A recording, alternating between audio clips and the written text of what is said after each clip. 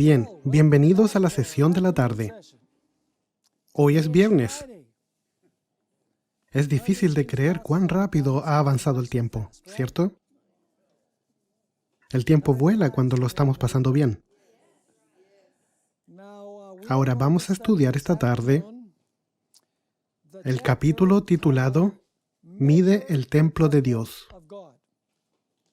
Ese es el capítulo 11 y comienza en la página 267 en el manual de estudio. Así que página 267, Mide el templo de Dios. Antes de comenzar, como ustedes saben, tenemos una oración al principio de la mañana y de la tarde, así que inclinemos nuestro rostro para orar. Padre que estás en los cielos, venimos a tu trono confiadamente, porque venimos en el nombre de Jesús. Te pedimos que estés con nosotros mientras estudiamos este tópico tan importante que trata sobre medir el templo que está en el cielo. Ayúdanos a entender lo que significa para nosotros personalmente. Ayúdanos a estar preparados para lo que pronto se desarrollará en el mundo. Gracias por estar con nosotros y oír nuestra oración. Te lo pedimos en el nombre de Jesús. Amén. Así que leamos Apocalipsis 11, verso 1. Este será nuestro versículo de estudio. Entonces me fue dada una caña semejante a una vara de medir. Así que tenemos una caña de medir en este verso. Y se me dijo, levántate y mide el templo de Dios y el altar y a los que adoran en él. Así que tenemos una orden aquí que dice que mida el templo, el altar y aquellos que adoran en él. Ahora, la palabra levántate en este versículo está en modo imperativo. El modo imperativo significa que es una orden. Eso significa que el ángel le ordena a Juan que se levante. ¿Por qué ordena el ángel a Juan con la palabra levántate en este verso? Bien, el Nuevo Testamento usa esta palabra para describir a la gente enferma, que alguien los levanta tomándolos de la mano. En el contexto de Apocalipsis 10, recordaremos que Juan se enfermó del estómago después que comió el librito. Así que podríamos presumir de que el ángel le manda a Juan que se levante de su cama para medir el templo. Ahora, como ustedes saben, el libro de Apocalipsis tiene muchas instancias donde el capítulo se divide en el lugar equivocado. Me gustaría haberles mostrado muchos ejemplos, pero no tenemos el tiempo para eso. Deberíamos ver Apocalipsis 11.1 como el verso concluyente de Apocalipsis 10, en vez de un verso introductorio del capítulo 11. Así que lo que tenemos que hacer es mover hacia atrás Apocalipsis 11.1 al capítulo 10, porque sería la conclusión del capítulo 10. Y tú dices, ¿por qué sería esto? Bien, déjenme leerles de Joseph A. Sayce, quien escribió un buen comentario de Apocalipsis. Obviamente, él no tuvo toda la luz de la iglesia adventista, pero tuvo buenas ideas. Él escribió esto. La conexión entre lo que concluye uno, ese es Apocalipsis 10, y lo que comienza el otro, ese es Apocalipsis 11.1, parece ser más estrecha de lo que se cree, porque se ve que el ángel que antes se había dirigido a Juan, aún se está dirigiendo a él aquí. Y con el nuevo mandamiento, levántate y mide, no es más que una continuación de su mandato anterior, debes profetizar otra vez. ¿Están entendiendo esta declaración? Así que está diciendo ahí que Apocalipsis 10, verso 1 no es más que la continuación de Apocalipsis 10. Así que este debiese ser el último versículo de Apocalipsis 10. Así que hagamos algunas preguntas acerca de Apocalipsis 11, verso 1, o que mejor debiese ser Apocalipsis 10, verso 12. ¿A qué templo se está refiriendo Apocalipsis 11.1? ¿Es el templo celestial el que necesita ser medido? ¿O es un templo terrenal en Jerusalén reconstruido? Segundo, ¿qué quiere decir medir el templo, el altar y aquellos que adoran en él? En el altar. ¿Qué representa la vara de medir? ¿Y de qué altar se está hablando aquí? ¿Es el altar del sacrificio en el patio?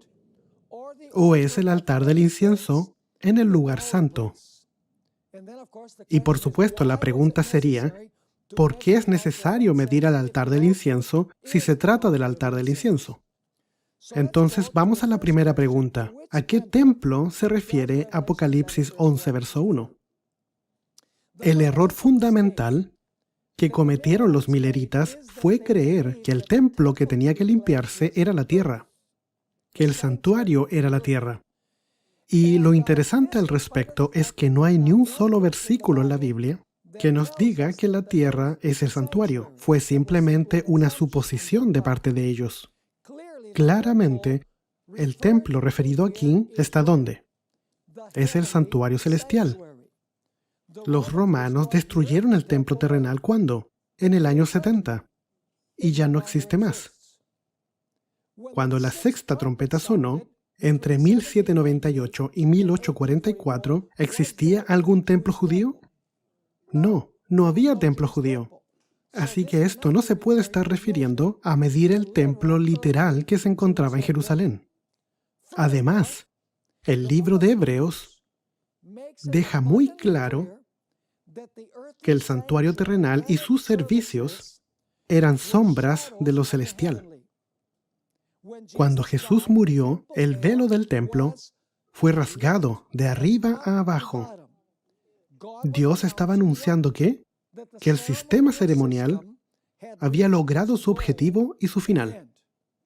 No hay más necesidad de un templo terrenal literal. Jesús ministra ¿dónde? En el santuario real. En otras palabras, lo que proyecta la sombra. Él ministra en el santuario celestial, donde no entró con sangre de corderos y toros, sino que entró con su propia preciosa sangre para interceder por nosotros.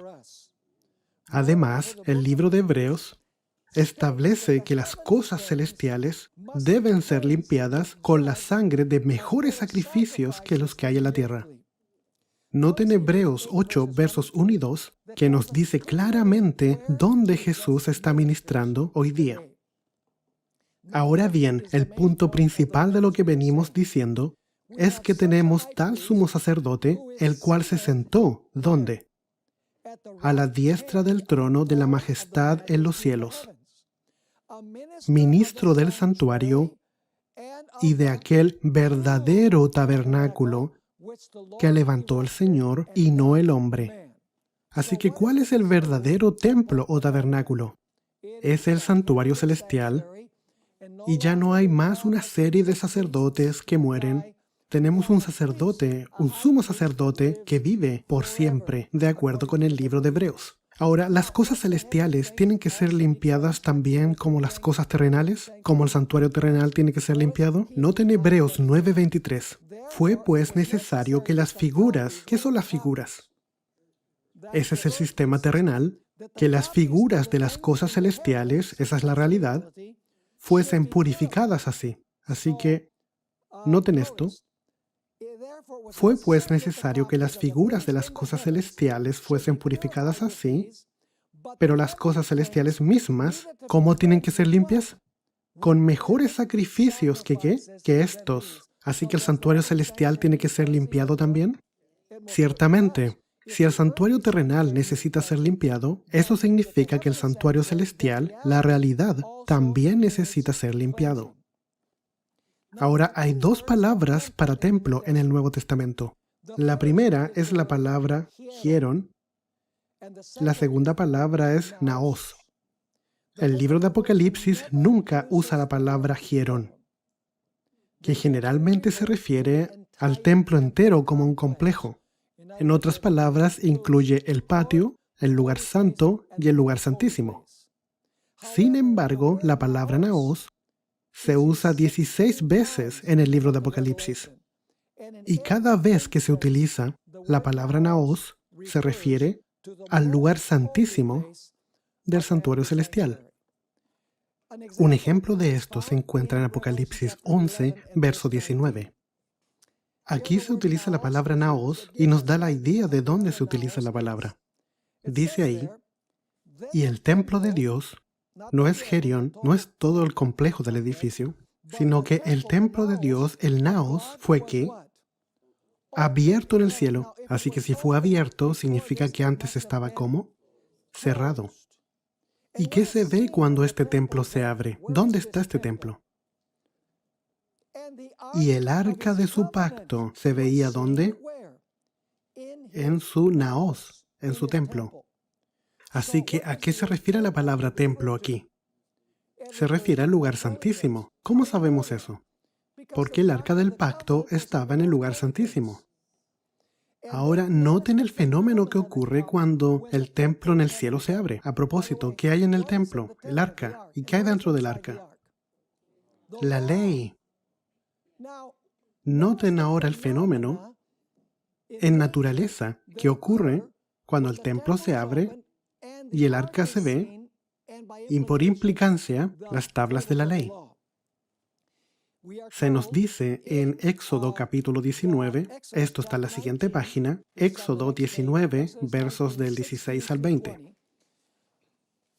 Y estos son los fenómenos que ocurren cuando los 10 mandamientos fueron dados en el monte de Sión. Pero primero leamos la última parte de Apocalipsis 11, verso 19. Y el templo de Dios fue abierto en el cielo, y el arca de su pacto se veía en el templo. Y ahora noten, y hubo ¿qué? Relámpagos, voces, truenos, un terremoto y grande ¿qué? Granizo. A propósito, esto no es simplemente granizo compuesto de agua. Este es granizo ardiendo. Ahora, el fenómeno que acompañó la apertura del templo hace referencia a cuando Dios reveló su ley en el monte Sinaí. En 1844, en el día de la expiación, en el día del juicio, el arca de su pacto fue abierto. ¿Y qué se pudo ver ahí? La ley en el arca. ¿Y el centro de la ley es qué? El sábado. Poco tiempo después que se abrió el lugar santísimo, ¿qué descubrieron los pioneros? Descubrieron que la ley todavía debía cumplirse y que el sábado todavía tenía que guardarse porque el sábado estaba en el centro de la ley. Ahora, ¿cuáles son los fenómenos que leímos cuando el arca del testimonio se ve en el lugar santísimo? Relámpagos, voces, truenos, un terremoto y grande granizo. Ahora vamos a Éxodo 19 para ver si esto tiene alguna relación con cuando Dios reveló los 10 mandamientos. Dice ahí en Éxodo 19, 16, y aconteció que el tercer día, cuando vino la mañana, ¿vieron qué? Truenos, ¿y qué más? Relámpagos, y espesa nube sobre el monte, y el sonido de bocina muy fuerte. ¿Con qué se anunciaba el día de la expiación?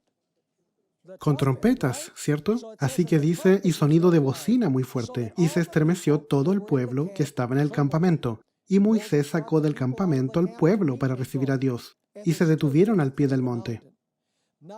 Todo el monte Sinaí humeaba, porque Jehová había descendido sobre él ¿con qué? En fuego. Eso es equivalente a granizo. Y el humo subía como el humo de un horno. ¿Y hubo un terremoto también? Y todo el monte se estremecía en gran manera. Y el sonido de la bocina iba aumentando en extremo. Moisés hablaba y Dios le respondía con voz tronante. Así que tenemos un fenómeno muy parecido cuando Dios revela los 10 mandamientos y cuando el lugar santísimo se abre y se deja ver el arca del pacto. Sí, ¿qué se va a revelar al mundo ahora? La ley. ¿Y somos juzgados por qué? Somos juzgados por la perfecta ley de qué? De libertad. Ahora, Apocalipsis 15, versos del 5 al 8. Se refiere a Naos como el templo del tabernáculo. Así que el tabernáculo es una cosa, pero el tabernáculo tiene ¿qué? Pero el tabernáculo tiene un templo. El tabernáculo es el complejo total, el lugar santo y el santísimo. Entonces, ¿qué sería el templo del tabernáculo? Es el Naos, el que ya hemos identificado como el ¿qué? Como el lugar santísimo. Veamos Apocalipsis 15, versos del 5 al 8. Después de estas cosas miré, y he aquí fue abierto en el cielo el templo del tabernáculo. Ese es el Naos, el templo del tabernáculo. El templo del tabernáculo del testimonio. Y del naos del templo salieron los 7 ángeles que tenían las 7 plagas, vestidos de lino fino y resplandeciente, y ceñidos alrededor del pecho con cintos de oro. Y uno de los 4 seres vivientes dio a los 7 ángeles 7 copas de oro, llenas de la ira de Dios. ¿En este momento está cerrada la gracia? Sí, que vive por los siglos de los siglos. Y el templo, esa es la palabra naos, se utiliza muchas veces aquí para referirse al lugar santísimo, donde Jesús concluye su trabajo en el santuario, en el lugar santísimo. El templo o el naos, el templo se llenó de humo por la gloria de Dios y por su poder. Y ahora viene un punto muy interesante. Y nadie podía entrar en el templo, en el naos, hasta que se hubiesen cumplido las 7 plagas de los 7 ángeles. ¿Por qué a nadie más se le permitía entrar en el templo de este punto en adelante? ¿Podemos entrar en el templo en el cielo ahora? ¿Podemos ir confiadamente al templo ahora? Así que busquemos un cohete y vamos para allá. No. ¿Cómo entramos en el templo ahora? Entramos en el templo por fe, en nuestra mente, ¿cierto? Así que nadie más pueda entrar en el templo significa que la gracia está cerrada. Nadie más puede entrar en el templo para clamar por Jesús como ¿qué? Como el intercesor. Aquí hay otra pregunta. ¿Cómo los seres terrenales pueden adorar en el cielo? Sin embargo, la pregunta que inmediatamente viene a nuestra mente es esta. ¿Cómo puede el pueblo de Dios estar adorándole en el templo celestial en 1844 durante la 6ª trompeta mientras ellos están aún viviendo en la tierra? ¿No dice que serían medidos los que adoran ahí? Sí. Así que ¿dónde está adorando el pueblo de Dios en la 6ª trompeta, en Apocalipsis 10? Están adorando en el templo celestial. Pero ¿cómo podrían estar adorando en el cielo si están en la tierra en 1844? Sigamos leyendo. La respuesta es de hecho bien sencilla. En el día de la expiación del Antiguo Testamento, mientras el sumo sacerdote estaba limpiando el santuario de los pecados de Israel, ¿qué es lo que hacía la gente? A la gente se le requería que se reuniera afuera, afligiera sus almas, ayunara, y que estuviera en tono con lo que estaba pasando ¿dónde? En el lugar santísimo por el sumo sacerdote. Así que ellos entraban ahí ¿a través de qué? Por la fe. La gente se reunía, ayunaba, se abstenían del trabajo y afligían sus almas. Ahora, hemos llegado a un punto muy interesante. En el santuario del Antiguo Testamento, el patio estaba abierto para que la congregación lo viera. ¿Eso es correcto? La congregación podía ver lo que había en el patio, ¿cierto? Sí. Pero lo que estaba dentro de la tienda no estaba abierto para que fuera visto, ¿cierto? ¿Quién solamente podía entrar? El sacerdote. La gente tenía que seguir el trabajo del sacerdote ¿cómo? Por la fe, basado en la descripción del santuario que ellos habían leído del libro de Éxodo. El patio, ¿qué representa? Representa el trabajo en la tierra de Jesús. Porque ahí tienes el altar del sacrificio, que representa ¿qué? ¿Qué significa el altar del sacrificio y el animal que era puesto ahí? Su muerte. ¿Qué representa el lavacro? La muerte y resurrección de Cristo. Es como el bautismo, enterrado y resucitado. ¿Dónde Jesús desarrolló su obra de muerte y resurrección? Lo hizo en la tierra. ¿Pudo la gente ver lo que Jesús hizo en la tierra? Aquellos que vivían en ese tiempo. Absolutamente. Estaba abierto a sus ojos. Pero ¿pudieron los discípulos seguir a Jesús físicamente al lugar santísimo cuando empezó su intercesión ahí? Absolutamente no. Entonces, ¿cómo pudieron seguir su obra e ir confiadamente al trono de la gracia? Solo siguiendo la obra de Jesús en el cielo a través de la fe. ¿Me están siguiendo? Hay una obra de medir el templo en el cielo. Eso es examinar los libros de registro que hay ahí. Y un trabajo paralelo de medir el templo espiritual en la tierra, que son los adoradores de Jesús en la iglesia de la tierra. De hecho, en cierto sentido, aquellos que claman a Jesús como Salvador y Señor están inscritos ¿dónde? En el cielo. Así que estamos en cierto sentido en el cielo. Dios tiene un registro nuestro en el cielo. Así que en cierto sentido ya estamos ahí, en los registros. Porque Dios tiene una transcripción precisa de nuestras vidas ahí. El libro de Hebreos representa a aquellos que entran en el templo por fe, como adorando ¿dónde? Como adorando en el templo celestial, aunque de hecho están viviendo en la tierra. Leamos entonces Hebreos capítulo 4, versos 14 al 16, para que puedan ver que la gente puede estar en la tierra, pero también ir confiadamente al cielo. Dice ahí: por tanto, teniendo un gran sumo sacerdote que traspasó los cielos, Jesús, el Hijo de Dios, retengamos nuestra profesión. Porque no tenemos un sumo sacerdote que no pueda compadecerse de nuestras debilidades. ¿Dónde ministra este sumo sacerdote? Ya vimos en Hebreos 8, versos 1 y 2, que ministra ¿dónde? En el santuario celestial. Porque no tenemos un sumo sacerdote que no pueda compadecerse de nuestras debilidades, sino uno que fue tentado en todo según nuestra semejanza, pero sin pecado. ¿Qué es lo que dice después? Acerquémonos, pues, confiadamente ¿a dónde? Al trono de la gracia. ¿Dónde? ¿Dónde está Jesús en el trono? Apocalipsis 3:21 dice que su trono está donde el trono de su Padre. ¿Y dónde está el trono del Padre? En el cielo. Así que dice: acerquémonos pues confiadamente al trono de la gracia, para alcanzar misericordia y hallar gracia para el oportuno socorro. Así, el apóstol Pablo podía hablar del templo de Dios como representando la iglesia en la tierra, mientras que el libro de Apocalipsis lo describe como el lugar donde Jesús ministra en el cielo. Así que ahora revisemos este asunto que se titula el templo de Dios. Y lo vamos a hacer desde la perspectiva del anticristo. El apóstol Pablo describe la venida del anticristo como uno que se va a sentar en el templo de Dios, clamando ser ¿qué? Clamando ser Dios. Así que eso significa que el Papa fue a la NASA, estoy bromeando para ilustrar, y se subió en uno de las naves espaciales, en un cohete, y se fue directo a tomar el trono y a sentarse en él. No. Leamos 2 de Tesalonicenses 2:4.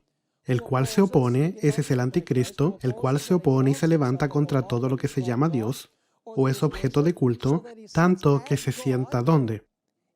En el templo de Dios como Dios, haciéndose pasar por Dios. La expresión templo de Dios, que está en 2 de Tesalonicenses 2, ¿se hace referencia a un templo en Jerusalén literal reconstruido?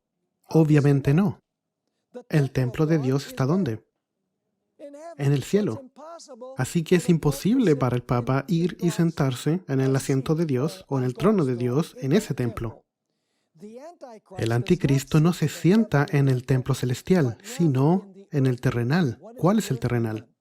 La iglesia, que es la reflexión terrenal del templo celestial. Mateo 21, versos 2 y 13, habla acerca de la última vez que entró Jesús en el templo. Él entró muchas veces en los últimos días de su vida. Y se nos dice del templo en ese tiempo, del templo judío, lo siguiente. Mateo 21, versos 2 y 13. Esta es la conclusión de la entrada triunfal. Y entró Jesús en el templo de Dios. ¿Existía todavía un templo de Dios? Sí. Y echó fuera a todos los que vendían y compraban en el templo, y volcó las mesas de los cambistas y las sillas de los que vendían palomas. Y les dijo: escrito está, mi casa, casa de oración será llamada, mas vosotros la habéis hecho cueva de ladrones. Así que, ¿cómo le llamó Jesús al templo de Dios? Le llamó mi casa. Así que, ¿era aún su casa cuando entró en el tiempo de su ministerio? Absolutamente. Pero luego Jesús pronunció los ayes sobre los escribas y fariseos. Y cuando terminó sus ayes sobre los escribas y fariseos, la Biblia dice que él salió del templo y pronunció estas palabras en Mateo 23:38. He aquí, vuestra casa os es dejada desierta. ¿Ven aquí el cambio? Cuando entró en el templo, él dijo, es mi casa, es el templo de Jehová. Cuando se va, dice que vuestra casa os es dejada desierta. Claramente el templo judío ya no era más el templo de Dios después que Jesús salió. Cuando el apóstol Pablo usa la palabra templo, usa naos a propósito, él siempre lo aplica espiritualmente a la iglesia cristiana y nunca al templo literal judío. Y tú puedes revisar los versos que tengo aquí. Cada vez que Pablo menciona la palabra templo, es siempre la iglesia. El Nuevo Testamento tiene dos palabras griegas que se traducen como templo. Una es hierón, que es el complejo del templo completo, y la otra es naos. El apóstol Pablo nunca utiliza la palabra naos para referirse al templo judío. Sin excepción, él usa la palabra naos para referirse al templo espiritual, la iglesia cristiana. Aquí hay un detalle interesante. El libro de Hechos se refiere al templo judío 25 veces. Así que si vas a los Hechos y buscas la palabra templo, la palabra va a aparecer 25 veces ahí. Pero el templo judío nunca se le llama naos. Siempre se le llama Heirón. Además, ninguna de las epístolas utiliza la palabra naos para referirse al templo judío literal. Pablo le explica a los efesios qué significa la palabra templo. Así que notemos esto, Efesios 2, del 19 al 22. Así que ya no sois extranjeros ni advenedizos, sino conciudadanos de los santos y miembros de la familia de Dios, edificados sobre los fundamentos de los ¿qué? ¿Esos son los fundamentos literales? No, son personas. Edificados sobre los fundamentos de los apóstoles y profetas. ¿Este edificio tiene piedra angular? Sí. ¿Quién es la piedra angular? Siendo la principal piedra del ángulo Jesucristo mismo. ¿Quién todo el qué? ¿Este es un edificio literal o espiritual? Bueno, los fundamentos son los profetas, los apóstoles y Cristo. Obviamente no son piedras literales. Y dice, en quien todo el edificio, bien coordinado, va creciendo para ser un ¿qué? Oh, es un templo santo en el Señor. Y sigue diciendo, en quien vosotros también sois juntamente edificados. Así que, ¿quiénes son las piedras que se construyen sobre los fundamentos y sobre la piedra angular? Los creyentes. Porque dice, en quien vosotros también sois juntamente edificados para morada de Dios en el Espíritu. Les pregunto, ¿en el Antiguo Testamento la gente podía ver literalmente la Shekinah? ¿Podían ver la nube de gloria que descendía sobre el santuario? ¿Quién es la Shekinah ahora en el templo espiritual? El Espíritu Santo. Porque dice, sois juntamente edificados para morada de Dios en el Espíritu. Así que, ¿de qué tipo de templo estamos hablando? Estamos hablando de un templo espiritual en la tierra, que es el qué, que es la iglesia, que es una reflexión del templo literal en el cielo. Así que en este pasaje el apóstol Pablo claramente explica que el templo es una casa espiritual compuesta de materiales espirituales. Los fundamentos del templo son los apóstoles y los profetas, la piedra angular es Jesús, las piedras que se construyen sobre los fundamentos son los creyentes, y la Shekinah es el Espíritu Santo invisible. En conclusión, el hombre de pecado que se sienta en el templo de Dios debe sentarse ¿dónde? En la iglesia de Cristo. ¿Sí o no? Sí. Podemos claramente ver el vínculo entre el cuerno pequeño y el hombre de pecado, por el hecho de que el cuerno pequeño, o la bestia de Apocalipsis 13, habla ¿qué? Blasfemias en contra del Altísimo y demanda adoración. Aquí hay un detalle bien interesante. Es difícil que sea coincidencia que el Papa Benedicto XVI y también Francisco I, escribí esto antes de Francisco I, en la conclusión de la Semana de la Unidad Cristiana, en los muros exteriores de la Basílica de San Pablo, esta es la Catedral del Vaticano, se sienta en un gran trono blanco y en cada lado del trono hay un querubín.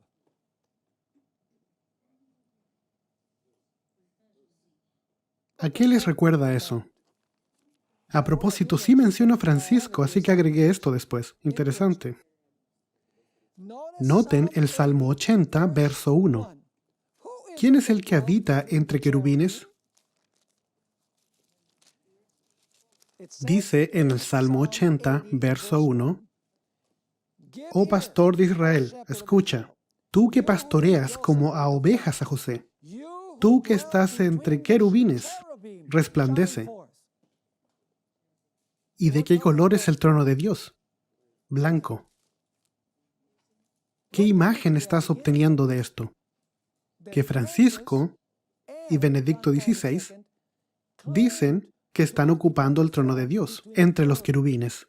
¿Eso es qué? Blasfemia. Así es. Ahora, ¿qué significa medir? ¿Van entendiendo esto hasta ahora? ¿Qué significa medir? El acto de medir es una expresión simbólica de juzgar. La palabra medir en griego, aquí en Apocalipsis 11, es la palabra metreo. ¿Qué palabra obtenemos de la palabra metreo? Metro. ¿Esa es una medida? Sí. Ahora vamos a la siguiente página. Aquí vamos a ver un par de ejemplos de cómo la Biblia utiliza la palabra medir. Dios va a medir Jerusalén aquí. Esto es 2 de Reyes 21:13. Y extenderé sobre Jerusalén el ¿qué? El cordel de Samaria. Y la plomada, ese también es una herramienta para medir. Y la plomada de la casa de Acab. Y limpiaré a Jerusalén como se limpia un plato que se friega y se vuelve boca abajo. Así que Dios va a juzgar Jerusalén, va a medir Jerusalén, va a juzgar Jerusalén. Luego viene el texto que leí antes.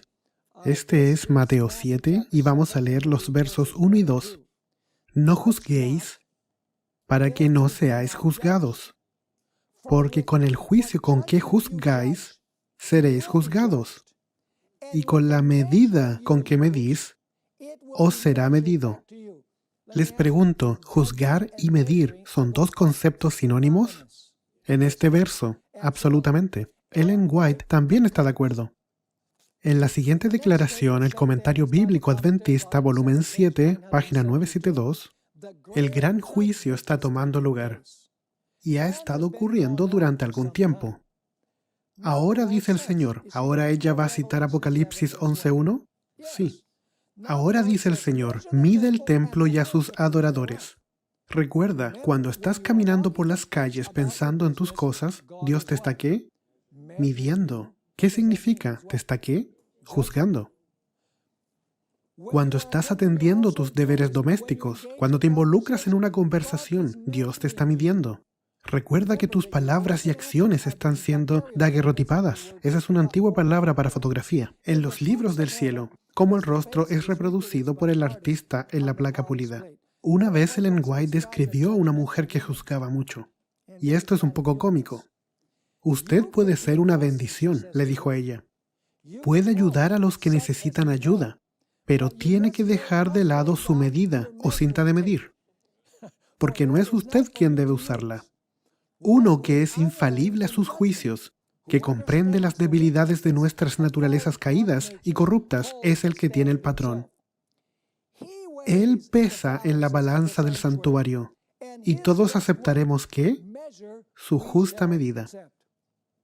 Ella está comentando en no juzgar para no ser juzgado. Así que, ¿qué significa ser medido? Significa juzgar. Les pregunto, volviendo a Apocalipsis 10. Después que Juan come el libro y es dulce en su boca y amargo en su vientre, se le dice, debes profetizar de nuevo, y luego se le dice, debes medir el templo. ¿Qué significa eso? ¿Que el juicio iba a qué? Que el juicio iba a comenzar. El trabajo de juicio iba a comenzar.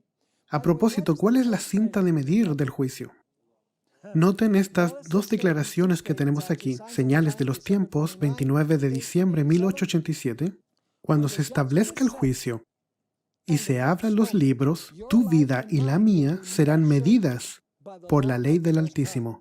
Y luego el tomo 7 de los Testimonios, página 219. Cada caso está llegando delante de Dios para ser revisado. Él está ocupado ¿en qué? En medir el templo y los adoradores que en él se encuentran. ¿Acaso esa es una referencia a Apocalipsis 11:1? Sí, así que les pregunto. ¿Apocalipsis 11:1 es realmente la conclusión de Apocalipsis 10? Claramente lo es. Leamos la siguiente declaración en la página 275. El Señor ha provisto a su iglesia de capacidades y bendiciones para que presente ante el mundo una imagen de su propia suficiencia y para que su iglesia sea completa en él, una constante representación de otro mundo, el mundo eterno, regido por leyes superiores a las terrenas. Su iglesia ha de ser ¿un qué? Un templo. ¿Así que la iglesia es un templo? Así que Jesús está midiendo en el cielo porque está mirando los registros celestiales. ¿Pero de quién son esos registros? Nuestros en la tierra. Así que está midiendo nuestras vidas aquí en la tierra, en el templo celestial. Así continúa. Su iglesia ha de ser un templo erigido a la semejanza divina. Y el arquitecto angelical ha traído del cielo su áurea ¿qué? Vara de medir. Así que está midiendo en el cielo, pero ¿está midiendo a quién? A los que están en la tierra, para que cada piedra pueda ser labrada y escuadrada según la medida divina y pulida para brillar como emblema del cielo, irradiando en todas direcciones los rayos brillantes y claros del sol de justicia. Es por eso que Santiago declara que todos seremos juzgados ¿a través de qué? A través de la perfecta ley de libertad. Así que Ellen White y la Biblia están en armonía. Debemos entender la idea de medir el templo en el cielo de Apocalipsis 11:1 en el contexto del capítulo anterior, donde encontramos la descripción del episodio del pequeño libro. ¿Cuál es el tema central del episodio del librito? Los 2300 días y al comienzo de ¿qué? Del juicio. Así que tenemos que entender la medida del templo a la luz de eso. Por supuesto, como hemos visto, un mensaje de juicio sale del pequeño libro, comenzando en el tiempo del fin. Eso es posterior a 1798, que Juan comió y proclamó. A medida que Juan lo comía, el mensaje fue dulce en su boca, pero después de eso ¿fue qué? Fue amargo. Así, de alguna forma el mensaje del juicio que viene del libro pequeño sería dulce al principio y luego amargo. Después de esta experiencia dulce y amarga, el ángel le dice a Juan que haga qué, que profetice de nuevo del libro pequeño. Y el mensaje que tiene que ver con qué, con medir el templo. Entonces entendimos la idea que después de 1844 Jesús comenzó su obra de juicio en el santuario celestial. Esa idea viene de Ellen White, ¿cierto? Se equivocan. Lo obtuvimos de la conclusión de Apocalipsis 10 y Apocalipsis 11:1 lo explican muy claramente, ¿cierto? Bien, vamos ahora al altar. El altar aquí, porque los adoradores están adorando en el altar del templo, el altar aquí debe ser el que se encuentra ¿dónde? En el lugar santo, no el que está en el patio. ¿Por qué? Bien, porque el ángel le dijo a Juan que no midiera el patio. Así que no puede ser el altar en el patio, porque le dijo que no había que medirlo. Jesús murió, por así decirlo, en el altar del patio, en el primer siglo. Pero la medida de este altar comienza ¿cuándo? Durante la sexta trompeta, cerca del tiempo del fin. ¿Están entendiendo la diferencia entre estos dos altares? Kenneth Strand, este es un punto muy importante. Kenneth Strand mostró en un artículo incisivo que el trasfondo de Apocalipsis 11:1 es el día de la expiación de Levíticos 16. Ese es un artículo realmente bueno. En el Yom Kippur, que es el día de la expiación, había expiación por, en este orden, sacerdotes, el santuario, el altar y la congregación. Apocalipsis menciona 3 de estos 4, dejando afuera la expiación por el sacerdote. ¿Ok? Jesús no necesita expiación o medida en el día de la expiación. Es por eso que el sacerdote no está incluido en Apocalipsis 11:1. En ambos, en Levíticos 16 y Apocalipsis 11:1, vemos el mismo movimiento del templo al altar a los adoradores. Así que Apocalipsis 11:1 está tratando acerca del día de la expiación. Absolutamente. Debemos destacar una vez más que Juan ve a aquellos que adoran en el templo como adorando en el cielo, aunque ellos están físicamente ¿dónde? Están físicamente en la tierra. Esta es una forma común de expresar que el pueblo de Dios entra confiadamente en el santuario celestial por fe, mientras que ellos están físicamente en la tierra. Hasta 1844, la fe del pueblo de Dios entraba ¿hasta dónde? Hasta el lugar santo. ¿Era ahí donde Jesús estaba ministrando? Sí. Después de 1844, su fe entró ¿a dónde? Al lugar santísimo. A propósito, ¿Jesús sigue intercediendo en el lugar santísimo?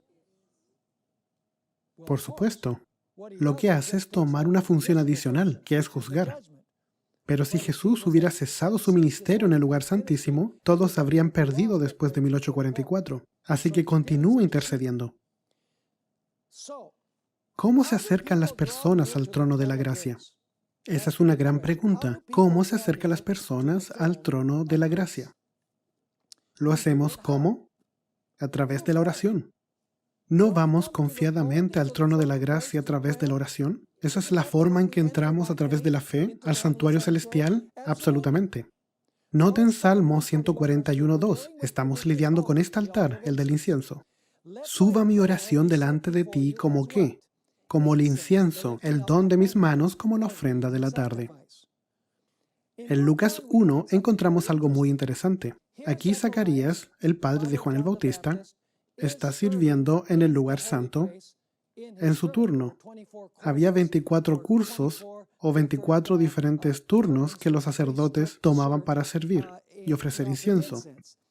Y dice en el verso 8, aconteció que ejerciendo Zacarías el sacerdocio delante de Dios, según el orden de su clase, conforme a la costumbre del sacerdocio, le tocó en suerte ofrecer el incienso, entrando en el santuario del Señor. Así que, ¿qué es lo que va a hacer Zacarías en el lugar santo? Va a quemar incienso, ¿cierto? ¿Qué es lo que está haciendo la gente afuera? ¿Están ellos en tono con lo que está pasando adentro? Sí. Y dice, y toda la multitud del pueblo estaba afuera orando a la hora del incienso. Así que tienes a la gente orando afuera, y Zacarías está haciendo ¿qué? Está ofreciendo el incienso adentro.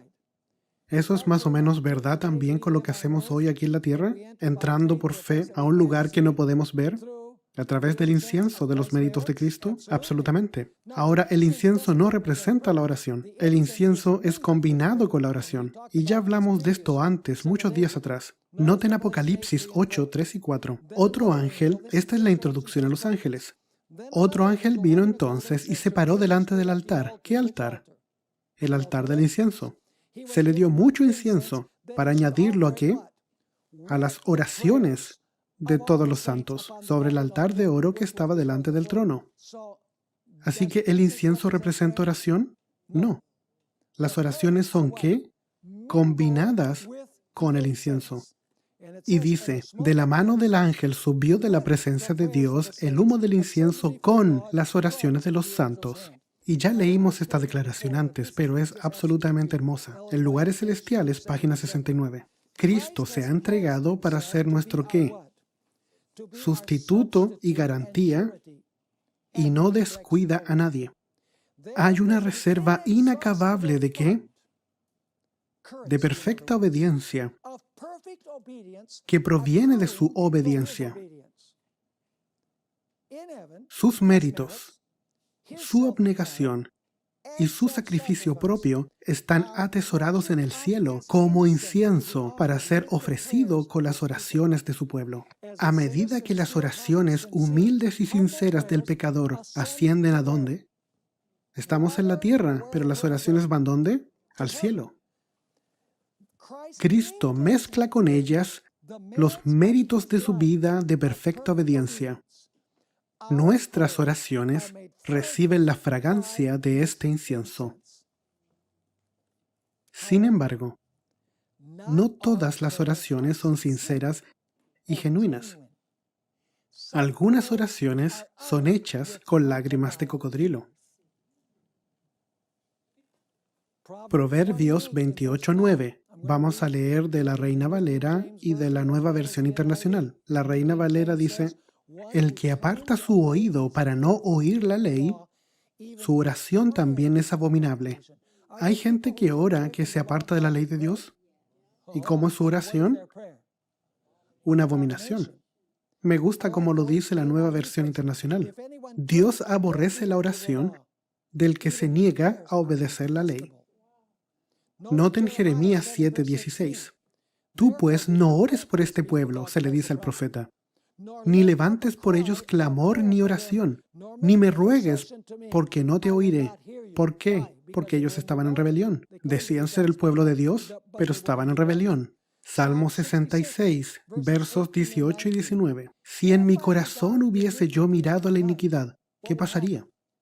El Señor no me habría escuchado, mas ciertamente me escuchó Dios. ¿Por qué? Atendió a la voz de mi súplica, porque no hay iniquidad ¿dónde? En su corazón. Así que hay oraciones que no son sinceras. Hay oraciones que no cruzan el techo de la casa donde estás orando. Absolutamente. Ahora, ¿por qué Dios va a juzgar a su pueblo? ¿Por qué Dios va a juzgar a todos los que oran? Bien, hay una simple razón. Leamos de Albert Barnes. Sabes, si quieres conseguir un comentario bíblico de Albert Barnes, va a ser muy productivo. Tú sabes que él es un comentador bíblico que realmente comenta sobre la Biblia. No solo te da un montón de bonitas historias, como lo hacen muchos comentaristas hoy en día. Noten esto. Hay cierta incongruencia aparente. ¿Qué significa incongruencia? Una aparente contradicción, no riman, ¿cierto? Hay cierta incongruencia aparente en ordenarle que mida a los que estaban dedicados a la adoración. ¿No eran todos ellos genuinos si estaban dedicados a la oración? No. Pero el significado obvio es que debía tomar una estimación correcta de su carácter, de lo que profesaban, de la realidad de su piedad, de sus vidas y del estado general de la iglesia, considerada como la que profesaba adorar a Dios. Eso suena como un adventista, ¿cierto? En otras palabras, es un proceso de separar a los genuinos de los falsos. A propósito, ¿dónde el juicio comienza? Primera de Pedro 4:17. Porque es tiempo de que el juicio comience ¿por dónde? Por la casa de Dios. Y si primero comienza por nosotros, a propósito, él está hablando de que el juicio comienza por aquellos que primero mueren, lo vamos a leer en un momento. En este punto, el apóstol Pedro está pensando que probablemente él no va a estar vivo cuando el Señor venga. Y si primero comienza por nosotros, eso quiere decir los creyentes primero, ¿cuál será el fin de aquellos que no obedecen el Evangelio de Dios?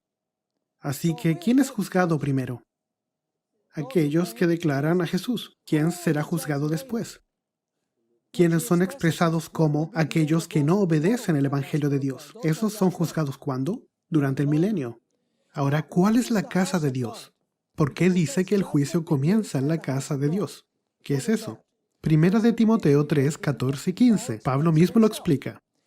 Esto te escribo, aunque tengo la esperanza de ir pronto a verte, para que si tardo, te escribo, para que si tardo, sepas cómo debes conducirte en la casa de Dios, que es la iglesia. ¿Cuál es la casa de Dios? La iglesia. Así que ¿quién se juzga primero? A la iglesia, aquellos que declaran a Jesucristo. Noten la declaración de Ellen White sobre este juicio. Porque el apóstol Pablo dice, porque si el juicio comienza con nosotros primero, se está incluyendo a sí mismo como parte de la iglesia, de los creyentes. Comienza con los creyentes y termina con todos aquellos que no obedecen el Evangelio. Notemos la descripción de Ellen White. A medida que los libros de memoria se van abriendo en el juicio, las vidas de todos los que hayan creído en Jesús pasan ante Dios para ser examinados por Él, empezando con los que vivieron los primeros en la tierra. ¿Quién sería ese? Adán primero. Nuestro abogado presenta los casos de cada generación sucesiva, así que se hace en orden cronológico. ¿Correcto? Me alegro que no sea por orden alfabético, porque mi apellido comienza con B. Empezando con los que vivieron los primeros en la tierra, nuestro abogado presenta los casos de cada generación sucesiva. ¿Y termina con quién? Ese es el sellamiento de los 144,000 a propósito, con los vivos. ¿Cuántos nombres son mencionados? Cada nombre es mencionado. Cada caso cuidadosamente investigado. ¿Habrá nombres que serán aceptados? ¿Nombres de quién? De aquellos que creyeron, que declararon que creían. Habrá nombres que serán aceptados y otros rechazados. ¿Qué nombres serán rechazados?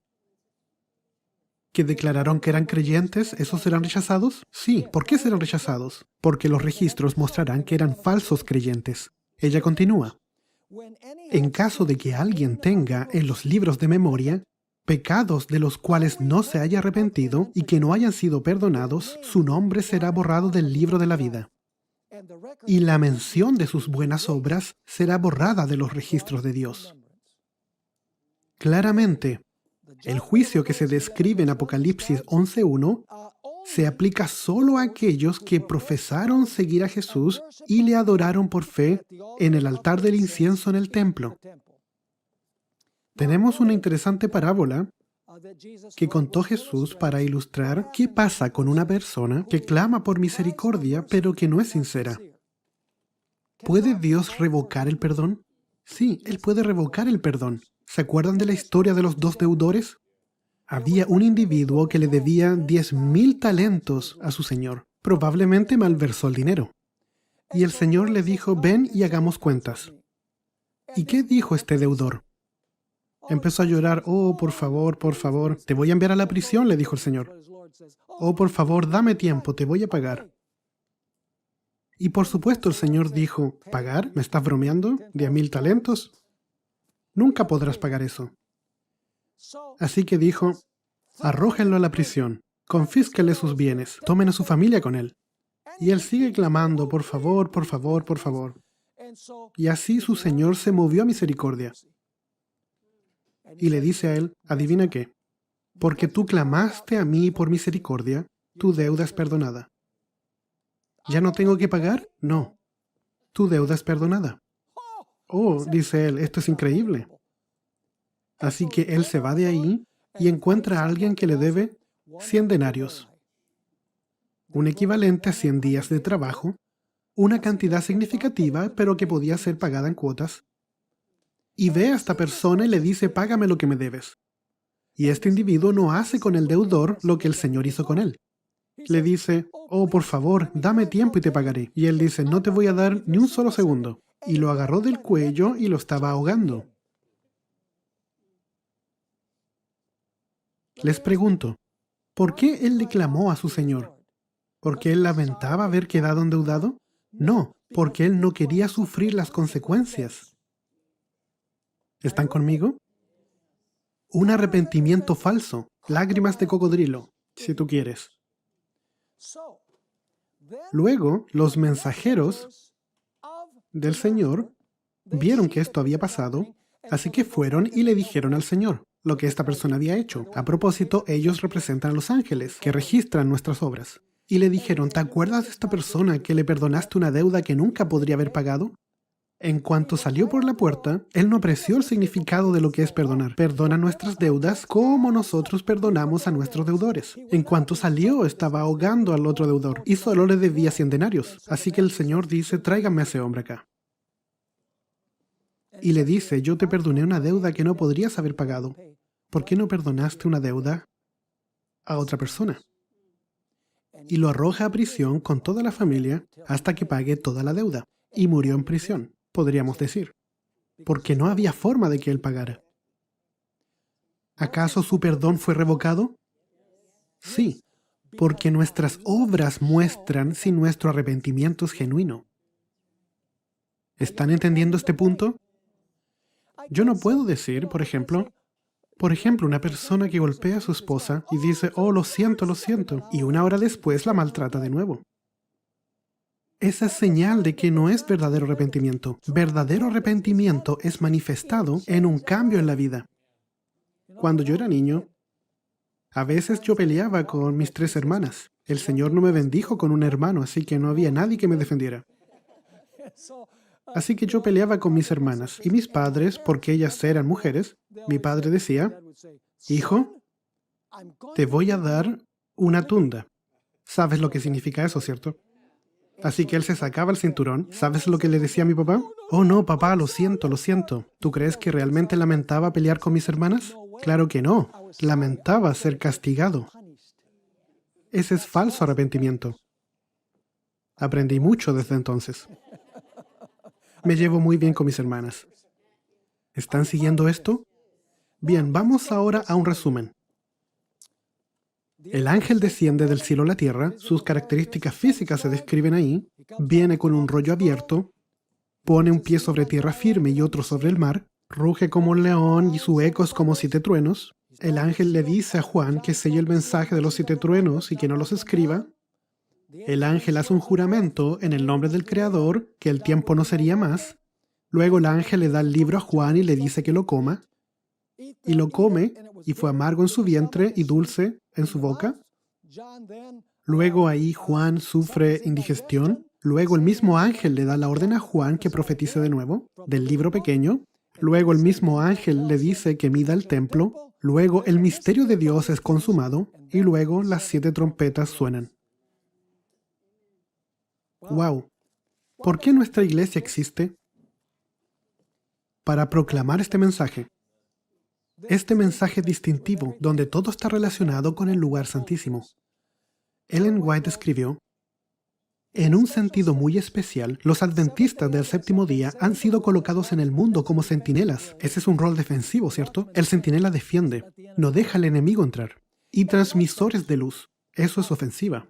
A ellos ha sido confiada la tarea de dirigir la última amonestación a un mundo que perece. La palabra de Dios proyecta sobre ellos una luz maravillosa, sobre nosotros. Una obra de la mayor importancia les ha sido confiada: proclamar los mensajes del primero, segundo y tercer ángeles. Ninguna otra obra puede ser comparada con esta. Y nada debe desviar nuestra atención de ella.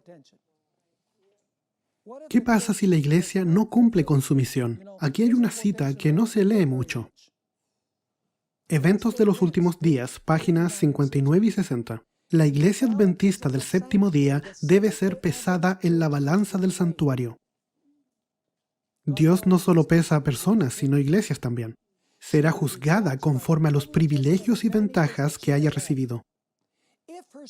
Si su experiencia espiritual no corresponde a los privilegios que el sacrificio de Cristo le tiene asegurados, si las bendiciones conferidas no le capacitaron para cumplir la obra que se le confió, se le pronunciará contra ella la sentencia hallada falta. Será juzgada según la luz y las ocasiones que le fueron deparadas. ¿La iglesia está haciendo hoy lo que tiene que hacer? Tenemos todo tipo de distracciones y peleas, y cuestionando nuestro mensaje y cuestionando la interpretación de la profecía. Si fallamos, esto, lo que el espíritu de profecía dice, nos pasará.